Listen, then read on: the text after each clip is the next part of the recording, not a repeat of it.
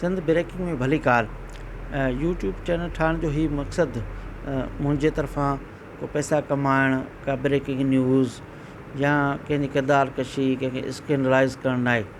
पर मुंहिंजो उस्तादु नासिर चवंदो हो त साफ़ ई मोरख आहे जेको कची फिकी तारीख़ लिखे थो, यानी तारीख़ जा खोड़ वाक़िया जेको साफ़ ई अखियुनि सां ॾिसे थो लिखे थो, उन ते अॻियां हली मोहक़क़ ऐं तारीख़ नवीस उन ते रिसर्च कनि था ऐं उनखे रखनि था। छाकाणि त 25 सालनि खां वठी 20 साल 25 साल ओवरऑल रहिया, पर ख़ासि तौरु 20 साल अहिड़ा रहिया जेके मूं सिंधी सहाफ़त में सिंध जे सभ खां वॾनि मीडिया इदारनि में कमु कयो। मूं खोड़ वाक़िया पंहिंजे अखियुनि सां ठाहा। मूं सिंध जे आबादगारनि खे तहरीकूं हलाईंदे ॾिठो। मूं कालाबाग डैम, थल किनाल, ख़िलाफ़ अली साहब खां वठी सिंध जे माण्हुनि खे जदोजहदूं कंदे ॾिठो।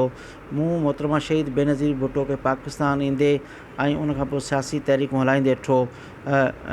मूं उनखां सवाइ खोड़ लीडरनि खे पंहिंजे अखियुनि सां ॾिठो। मां अकबर बुगटी सां मिलियुसि, ऐं नवाब ख़ैर बख़्श मरी सां मिलियुसि। मुंहिंजो पहिरियों सिंधी मीडिया जो इंटरव्यू कयो।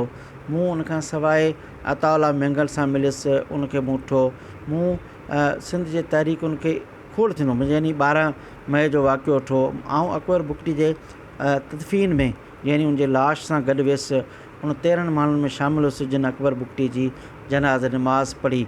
मूं सिंध जे अंदरि खोड़ सियासी तहरीकूं न थियूं, पर कहर जा ॾुकार ॾिठा।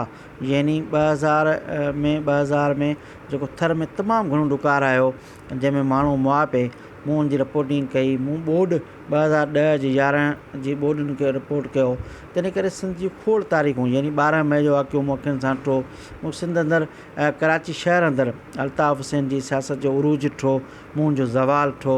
मूं सिंध जी क़ौम परस्त सियासत खे तमामु वेझिड़ाई खां ॾिठो। रसूल पली सां इलाही वेझो रहियुसि। मूं डॉक्टर कादिर मंगसी सां इलाही सुठो रहियुसि। तंहिं करे बशीर ख़ान कुरैशी सां मुंहिंजी तमामु घणी रही। त सिंध जी इन सॼी तारीख़ खे, मुआशी, सियासी, समाजी तारीख़ खे मूं पंहिंजे अखियुनि सां ॾिठो। तॾहिं चाहियां थो त उहे सभु वाक़िया तव्हां सां वक़्तनि शेयर कयां। मूं खोड़ शयूं पंहिंजे हिन किताबनि में जेको आहे उहो बि लिखियूं।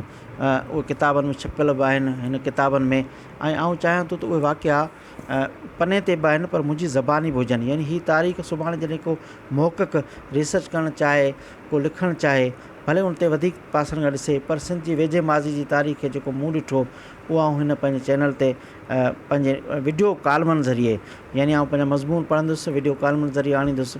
यकीननि तव्हांजे आॾो हीउ हिकिड़ो सिंध जी तारीख़ हिकिड़ी जी फिल्म बंदी थींदी ऐं हिकिड़ी रिकॉर्ड थींदी, ऐं यकीननि उनखे ॾिसंदो, पढ़ंदो, वधीक फ़ैसिलो तव्हां पाण कंदो।